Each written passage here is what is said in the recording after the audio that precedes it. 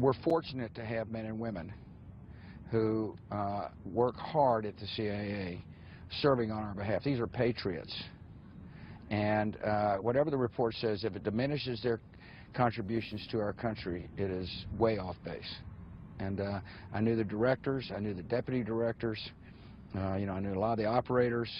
These are good people, really good people, and we're lucky as a nation to have them. Absolutely. Joining us now is John Gizzi, Newsmax White House correspondent and Newsmax chief political columnist, and here you are in studio with me. How do you do, Steve? Good. It's a pleasure. Great to see you. Great to be here. All right, so let's talk about this whole quote-unquote torture report.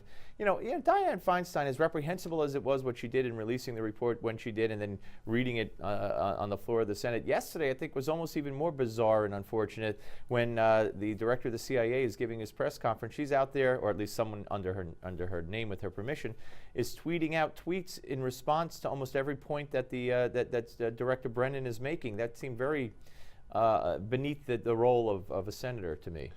Well, I think of the title of the movie, Back to the Future, because in the 1970s we saw an assault on America's intelligence gatherers from the Senate Intelligence Committee.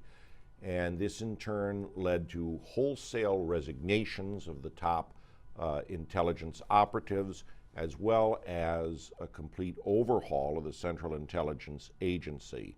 It set us back many years, according to veterans of the intelligence realm, and it took George H.W. Bush as CIA director to restore the morale of the people in charge.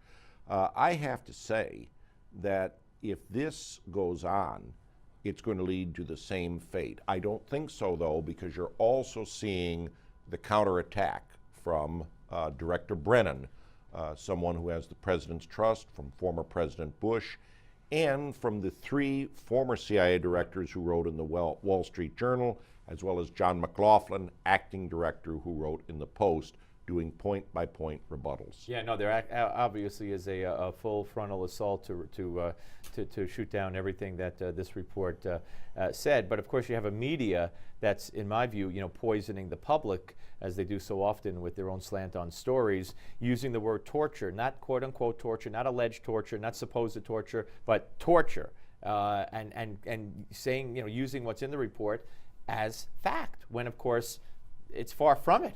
No, it certainly isn't, and I think what former acting director John McLaughlin pointed out, and what Director Brennan seconded yesterday, and what President Obama's spokesman Josh Earnest told us at the White House on Wednesday, is very cut and dried. That information gathered from the enhanced interrogation techniques was pivotal to finding the messenger for Osama bin Laden and eventually resulting in the killing of the madman, something that the president and vice president repeatedly took credit for in the campaign trail. And John Yoo, the man who wrote the enhanced interrogation technique memo, if you will, the media likes to call it the torture memos, he said to me yesterday, would we have gotten Osama bin Laden without the enhanced interrogation? He said, yeah, maybe in 10 more or 20 more years, but we got the name of the specific name of the courier through those techniques. Yes, and one other fact to note, Pete Hoekstra, former chairman of the House Intelligence Committee, said that his committee was completely informed by Director Hayden of different techniques they were using. Waterboarding in some cases, sleep deprivation, the slamming against the walls, and as outrageous as this may sound to the public, it is confirmed by current and former intelligence directors, from Hayden to Brennan, that the information was invaluable in the war on terror. Absolutely, no, and it's interesting because you talk about the waterboarding, and some of our Navy SEALs, I mean, they go through training that includes waterboarding, and again, it all depends. And I'd like to hear one of them. I'd like to hear how any of them react, especially the hypocrites who were aware of this in Congress, the leaders of the committees that were briefed, who are now feigning, I didn't know anything. If it was, God forbid, their child in a school, and we knew that in that area there's a plan a plot to blow up one of those schools in the next X amount of months, and we have a guy in custody who knows, we think, what school, when, and how, would they then say, don't do anything to him, don't touch him, don't, you know, I find that hard to believe. Anyway, we'll pick that up with part 2. More with John Gizzi. He's coming back, Newsmax White House correspondent, when we return right after this, the Steve Malzberg Show, only on Newsmax Television. Don't go away.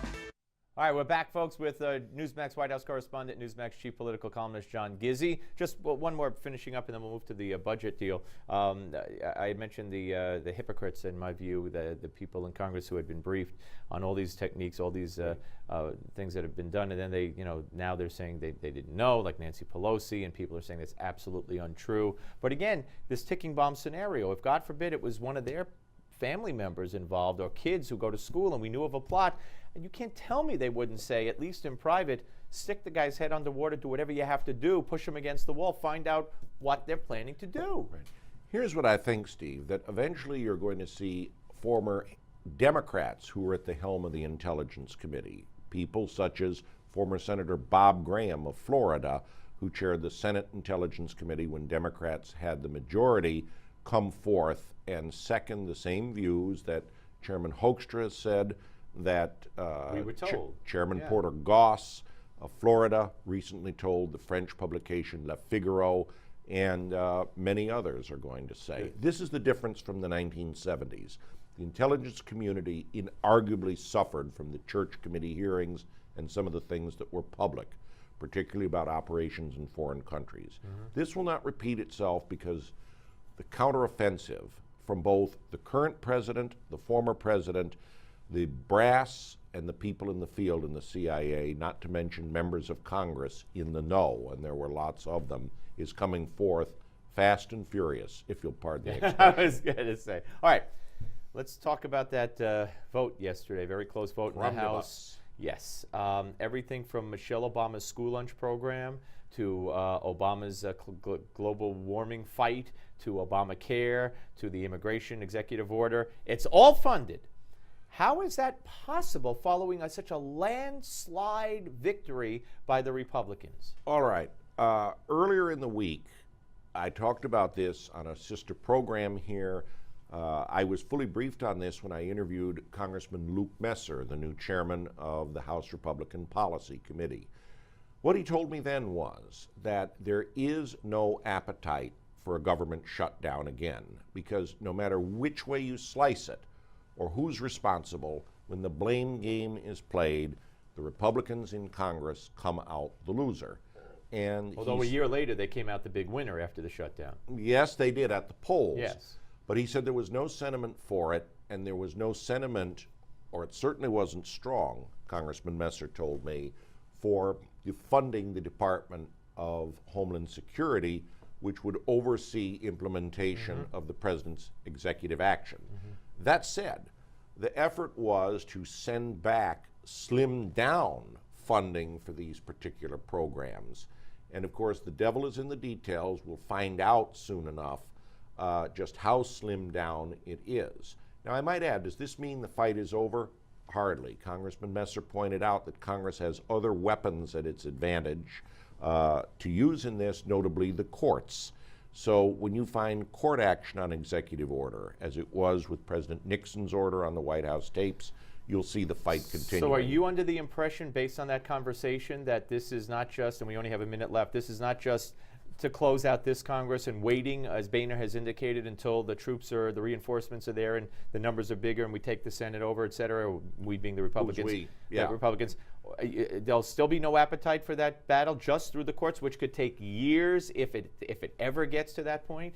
James Baker, the former Secretary of State, once said, overnight is an eternity in politics. So I can't say what the attitude is now and what it will be in January when the players change. I might add that former heavyweight boxing champion Mike Tyson once said, everyone has a plan, but it doesn't get implemented when you get punched in the mouth. Did he say that? I can't picture him saying implemented. He also said, that ear tastes good.